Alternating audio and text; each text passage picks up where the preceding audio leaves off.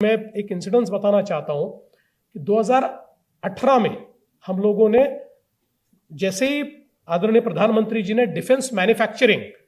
पर बल दिया, तो हम लोगों ने उस समय एक फंड ऑफ फंड तैयार किया, एक डिफेंस मैन्युफैक्चरिंग पॉलिसी तैयार की और डिफेंस मैन्युफैक्चरिंग में स्टार्टअप्स को मदद करने का विचार किया। और अभी 2023 में एक पुणे में बहुत बड़ा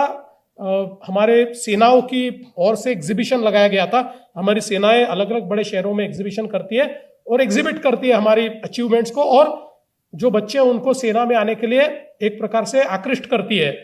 मैं वहां गया तो वहां पर एक स्टार्टअप का बड़ा एक स्टॉल लगा हुआ था जहां पर कई स्टार्टअप्स थे।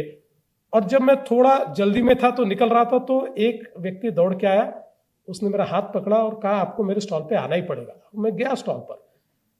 तो मैंने कहा कि क्या, तो उसने बताया कि उसने बहुत बड़ा एक इक्विपमेंट तैयार किया था।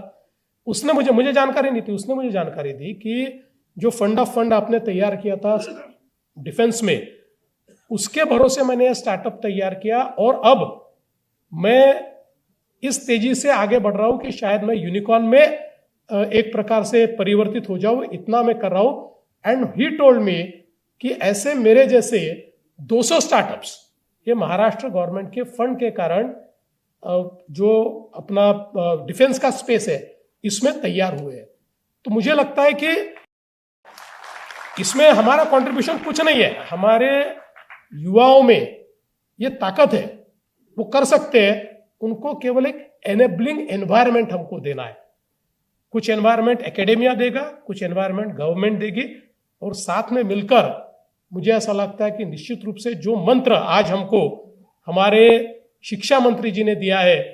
कि नौकरी पाने वाले नहीं नौकरी देने वाले बनना है, तो मैं आज आपको कहना चाहता हूं कि आप में से जिनके सपने कि हम देने वाला बनना चाहते हैं, उन सपनों के पीछे NMIS इंस्टीट्यूट भी खड़ा होगा। और मैं आपको आश्वस्त करता हूं कि गवर्नमेंट भी उसके पीछे खड़ी होगी और हम साथ में मिलकर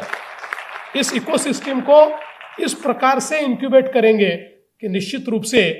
बहुत बड़ा एक हमारा तबका ये एंटरप्रेन्योर बनेगा और देश के विकास में एक अपनी भूमिका भी, एक अपना योगदान भी देगा।